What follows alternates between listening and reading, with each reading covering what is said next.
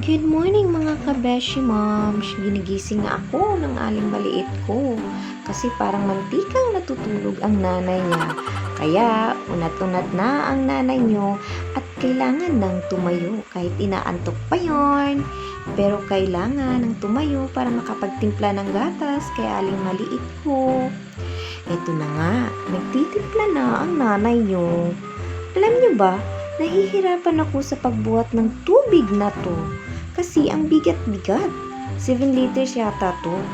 Kaya plano ko nang bumili na lang ng water dispenser pag nagka-budget na ako.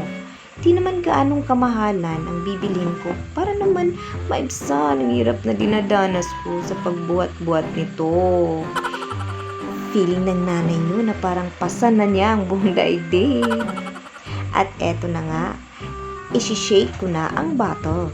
Kailangang i-shake ko talaga para matunaw yung gatas at para naman lumiit ang mga braso ko sa kakashake. Pinapatayo ko na nga si aling maliit ko. Ay, oo nga pala, hanggang ngayon hindi pa marunong tumayo ang aling maliit ko. Alam nyo na, nahihirapan pa siyang tumayo. Kaya bubuhatin ko pa siya para mapainom ng gatas niya. At di pa din siyang marunong umawak sa bottle milk niya kahit tinuturuan ko naman siyang umawak.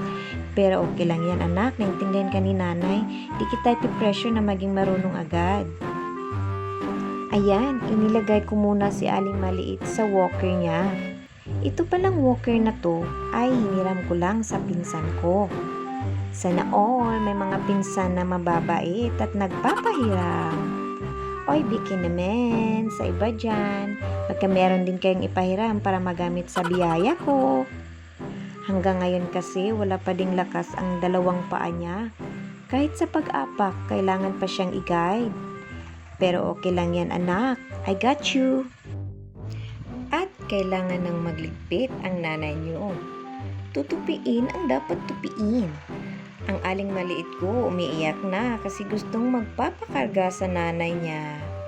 Wait lang anak ha. Tatapusin ko lang muna to. Kailangang i-arrange ko muna ang higaan natin para naman higaan naman natin ulit. Maaraw na pala sa labas kaya inangat ko na ang kortina at kinabit sa gilid para naman mas maaliwalas dito sa kwarto namin at may hangin na makakapasok. So ayan na nga, nagwalis-walis na naman ang nanay nyo para naman hindi madumi dito sa loob ng aming munting kwarto. Daily routine ko na talaga ito, ang magwalis muna bago kami maglaro ni aling maliit para naman mababawasan ang mga tratrabahuin ko dito sa kwarto namin. Kapag kasi maglalaro na kami ni aling maliit, ay hindi na ako makapagwawalis-walis dito kasi tatamarin na talaga ako.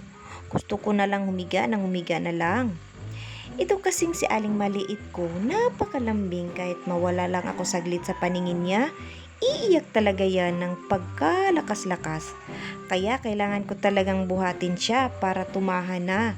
Nakakahiya na kasi sa kapitbahay namin at parang naging alarm clock na yata nila ang iyak ng aking aling maliit. Pero alam ko, naiintindihan naman yata nila pag umiiyak ang aling maliit ko.